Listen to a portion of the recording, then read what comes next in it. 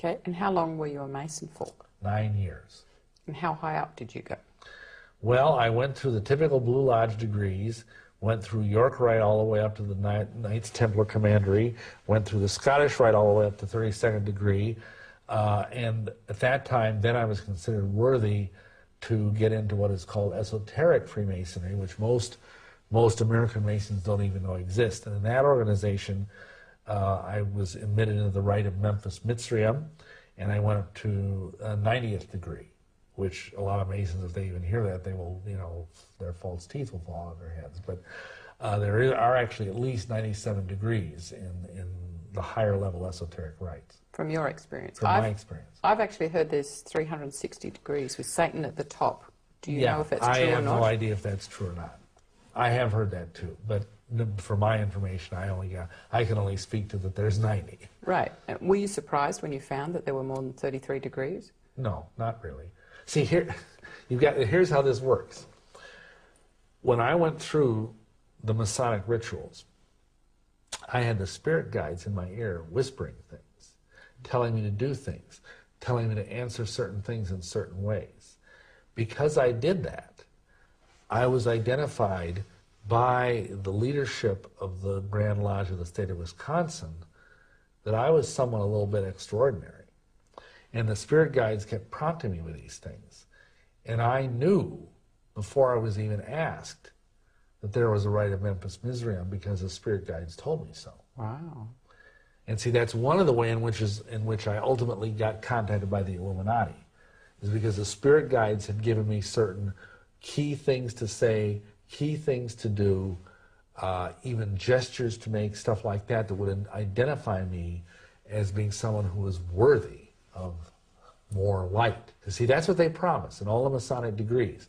They say, you get light, you get further light, you get more light. And of course, where does this light come from? Well, if you read the writings of the Masonic leaders, that comes from Lucifer. And how many Masons know that? Maybe 1 in 1,000. Wow. The rest are just like cannon fodder. Mm-hmm. They're there to be spiritually drained, spiritually vampirized, financially drained, because Masonry sucks a lot of money out of you. But most of them don't have a clue unless they bothered to toddle upstairs and read the books that are in their own Masonic libraries, like I did. Okay, thank you. You say that to advance into serious Satanism beyond the Church of Satan level, it would be necessary to complete 2 apparently paradoxical tasks. The first was to join the Order of Freemasons and become a Master Mason, and the other was to receive holy orders and become a Catholic priest. So how many Master Masons know that there are Satanists among them? I'd say probably the same figure I quoted earlier, 1 in 1,000. Right.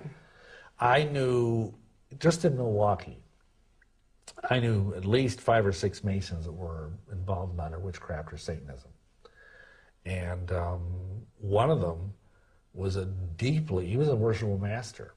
And he never, see, this is one thing people ask you, well, they say, in the higher degrees, is that where you get this stuff? No.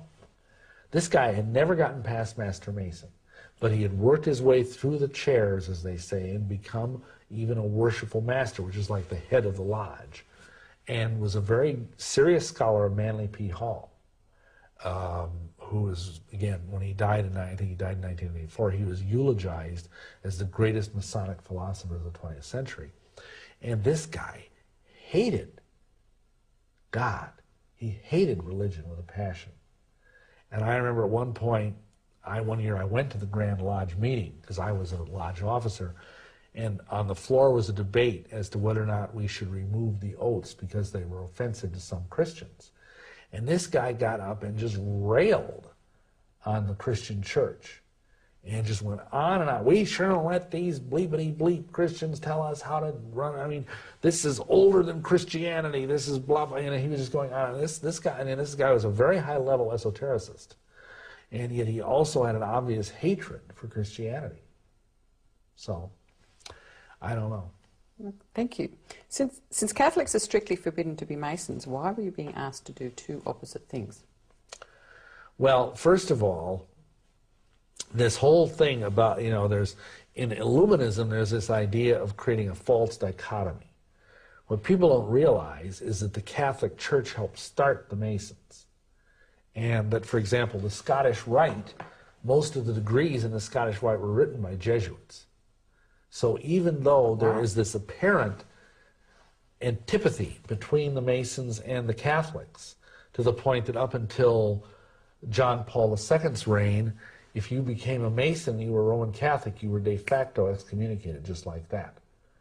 But actually it's all a sham, because most of the high level of people in the Vatican are all Freemasons, and many of the people that are Freemasons are Catholics. Why do they have the sham? What do they get out of that? Well, originally, you see, it's like the old Hegelian idea, which he actually got from the Illuminati, of thesis, antithesis, synthesis. You have two opposing things, and they fight, and they come together, and they create and in this case, the idea would be to create a one-world religion out of these two opposites.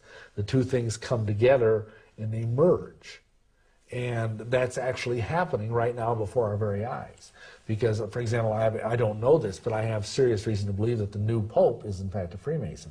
The old Pope who just died was a Freemason. The Pope before him was a Freemason. How do you know that? The that? Pope before him was not only a Freemason, but a Rosicrucian. How do you know that?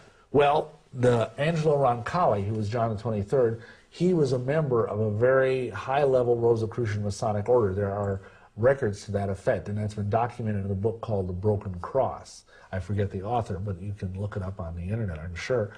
Paul VI created, he enlarged the College of Cardinals. And just by coincidence, almost all the cardinals, he took archbishops and made them cardinals. That's what the Pope does.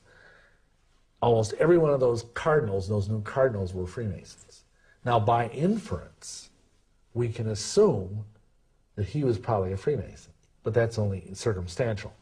When John Paul II was shot, he gave the Grand Masonic Hailing Sign of Distress. Oh, okay. Which is what Masons do when they're in dire straits. Also, John Paul II is the Pope who issued the bull, which is what, like a papal decree, it's called a papal bull, that basically removed the ban on Freemasonry. Oh, okay. Which is also somewhat telling. So, to answer your question, the antipathy there is more dodgy. Wow. So the actual secret is that Masonry is a sex cult. Wow. And that's why they wear their apron over their Holy of Holies. Just like there's a veil in the Temple of Solomon that covers the holy place where the Ark of the Covenant is. Well, this is the Holy of Holies of the Mason. That's why Masonic monuments are obelisks. Like Washington's monument, the largest obelisk in the world. He was a Freemason. It's a giant phallic symbol. It's all there for everyone to see. That is what the Masons mean by resurrection. Wow. If you go to a Masonic funeral, they talk about the sure and certain hope of the resurrection. That's not, when they say that word, they don't mean what all the nice, Christian people sitting in their chairs think they mean. They're talking about the fact that the phallus dies and then rises again. Wow, thank you. Mm-hmm. What are some of the problems with Freemasonry? Well, I think some of it would be rather obvious, but right. Well, basically, it's its own religion. It's a religion which does not honor Yeshua, Jesus Christ, and it is a religion that demands people that they do things that are contrary to the commandments of God. And let me explain that.